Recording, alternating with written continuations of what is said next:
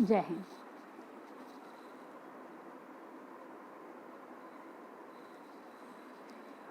यौम उर्दू की बहुत बहुत बधाई। आज इस अवसर पर मैं अपने प्रिय रचनाकार गौहर रज़ा की कुछ रचनाएं लेकर प्रस्तुत हुई हूँ। गौहर रज़ा एक बहुत ही संवेदनशील, वैज्ञानिक और एक ऐसे लेखक हैं जो न सिर्फ अपने आसपास के लोगों को देखकर दुखी होते हैं, बल्कि जिन्हें दुनिया के किसी भी व्यक्ति जो कि दुखी है उसका दर्द सताता है और फिर वे उसे अपनी कलम में उतार कर कविता के रूप में हमारे सामने प्रस्तुत करते हैं। मेरी पहली रचना गौहर साहब की वो रचना है जो उन्होंने एक दिल्ली की एक पालना एजेंसी, एडॉप्शन एजेंसी की बच्चों की एजेंसी है, उसके 20वें वर्ष पर उन्होंने लिखी थी। तो उसका नाम है बाहों का एक किला बनाएं।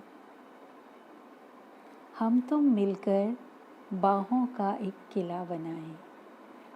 हम तुम मिलकर बाहों का एक किला बनाएं। दर्द समेटें, आहें चुन लें। इस धरती के सीने पर से नन्हे नन्हे फूल बटोरें। फूलों की सब पंखुड़ियों को प्यार की शबनम से नम करके सुबह के साहिर के रंगों को मुट्ठी भरकर चोरी कर लें। दामन को ऐसे फैलाएं, शोक बहारें सिमट के आएं। बाहों का एक किला सजाएं। किले में इतनी दरवाजे हों, किले में इतने दरवाजे हों, कोई मुसाफिर लौट न पाए। किले में इतने दरवाजे हों, कोई मुसाफिर लौट न पाए।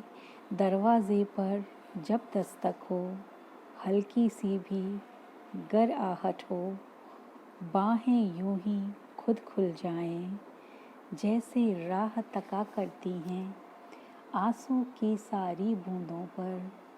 आहों के धुंधले शीशों पर सारे रंग बिखर जाने दो, सारे रंग बिखर जाने दो। गौहर साहब की दूसरी कविता है ब्रेक।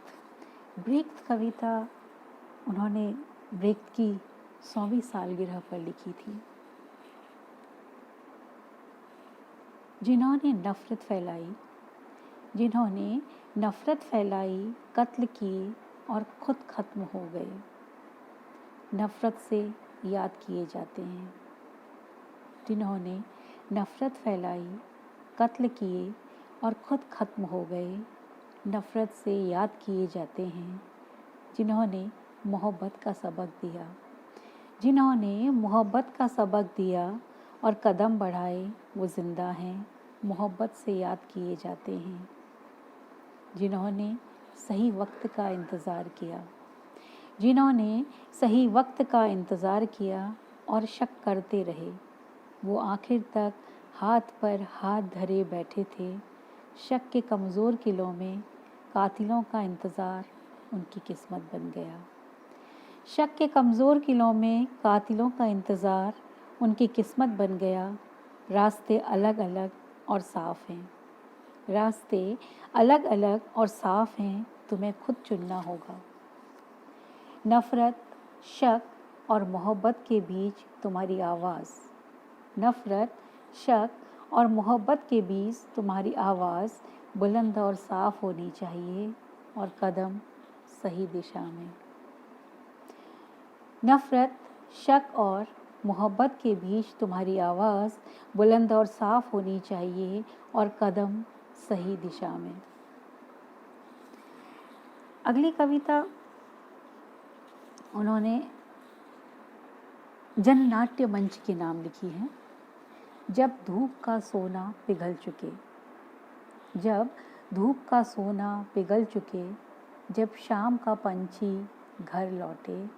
जब धूप का सोना पिघल चुके, जब शाम का पंछी घर लौटे और झुग्गी में डेरा डाले, जब धुएं का बादल धीरे धीरे धरती को आगोश मिले, जब धुएं का बादल धीरे धीरे धरती को आगोश मिले और राह गुजर की धूल से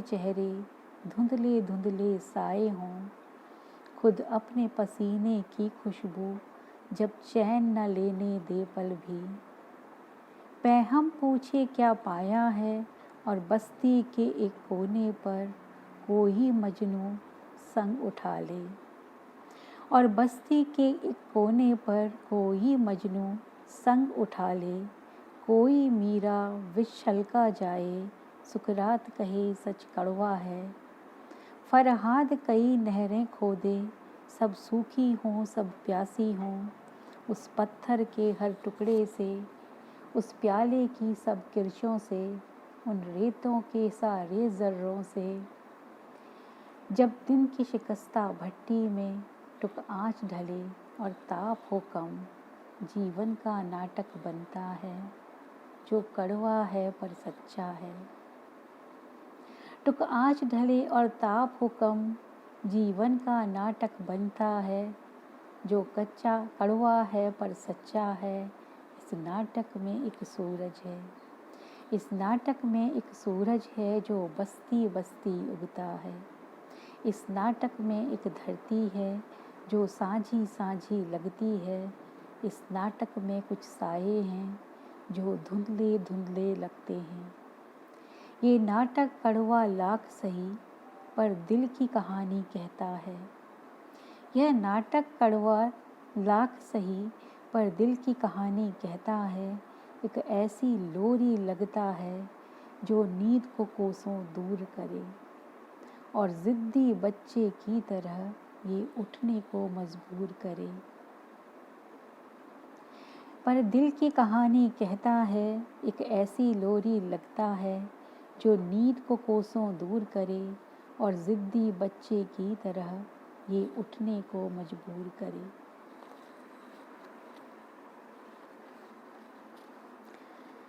इन्होंने अपने बेटे साहिर रज़ा के नाम एक कविता लिखी है जिसका नाम है धुंधलकों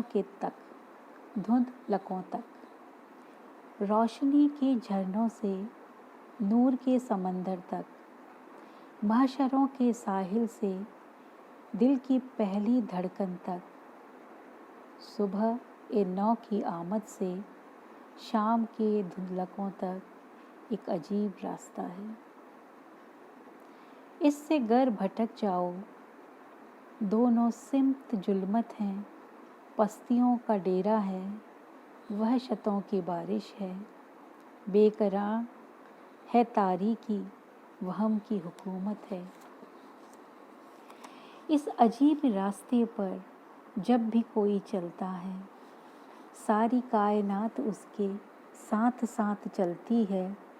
इस कदीम रास्ते पर सोच की बुलंदी है, ज़हन की, ख्यालों की, फ़न के लालाज़ारों की, अज़्म की, करिश्मों की, अमन के फरिश्तों की रहमतें बसती हैं।